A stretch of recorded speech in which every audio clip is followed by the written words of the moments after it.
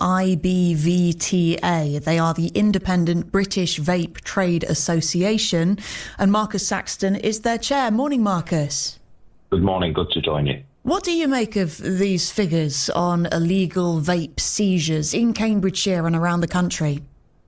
Well, I'm sure for your listeners concerning. Unfortunately, as your last contributor, Andrew, said, it is no surprise to us in the industry. What this is a reflection of is, yes, the very good work that trading standards are doing. Unfortunately, they don't have adequate resources, and we're very pleased to hear that the government have announced an extra 10 million of funding across the next 2 years that will be incredibly valuable to carry on this really important work that ensures that these unregulated products that are illegal, let alone the sales to children that are illegal, can hopefully be combated as best they can.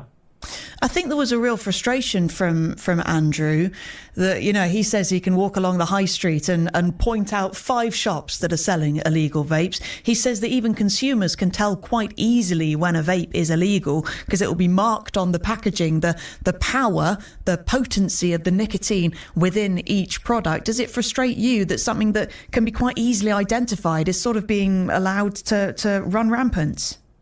Yeah, for sure. 2 slightly different perspectives is, yes, they are definitely a huge frustration. There's many legitimate vape shop owners that pay VAT on products, buy from a reputable supplier and ensure that they do age verification protocols. Because it's a real privilege to sell these products that are transformative to the health of the nation who are smokers. But absolutely, that comes with a responsibility to not put them into the hands of youths. The second point is I would have sympathy that certainly over the last probably year or so, it is becoming harder for a consumer who might walk into a shop, a corner shop, see many other products, household goods that are for sale, and think this is a responsible retailer. Actually, if they think the value of a product is too good to be true, they're often bigger. They might contain the right amount of nicotine, they might not. The key point is they haven't been regulated and gone through the appropriate testing protocols.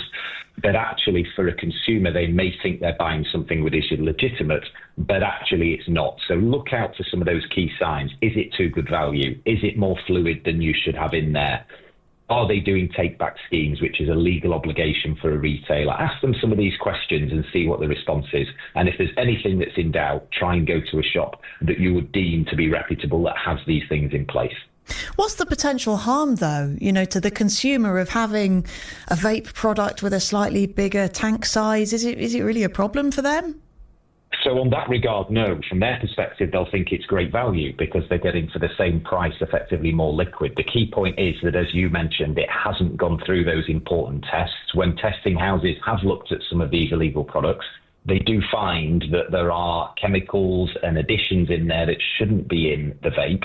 And also, to your point, they may have nicotine values that are above what it says on face value.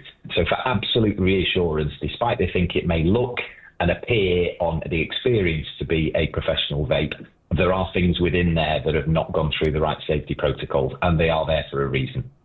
Do you want more restrictions, more regulation of this market? Like, what else could the government do to help? It's a very live debate at the moment, so your listeners may not be aware that it's actually something called the Tobacco and Vapes Bill that has actually gone through its second reading in the House of Lords now, that is making its way through to law effectively, which will likely be towards the end of this year. We certainly welcome proportionate further regulation, and Andrew again referenced the licensing scheme. There is also excise, a vape products duty that will come in October 2026. There's a ban on single-use vapes that will happen on the 1st of June.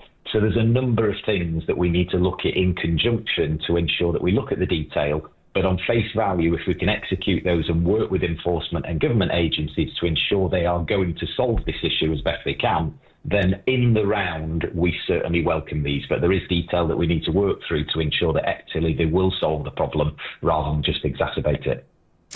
Marcus, thanks for your time this morning. Chair of the Independent British Vape Trade Association, Marcus Saxton there.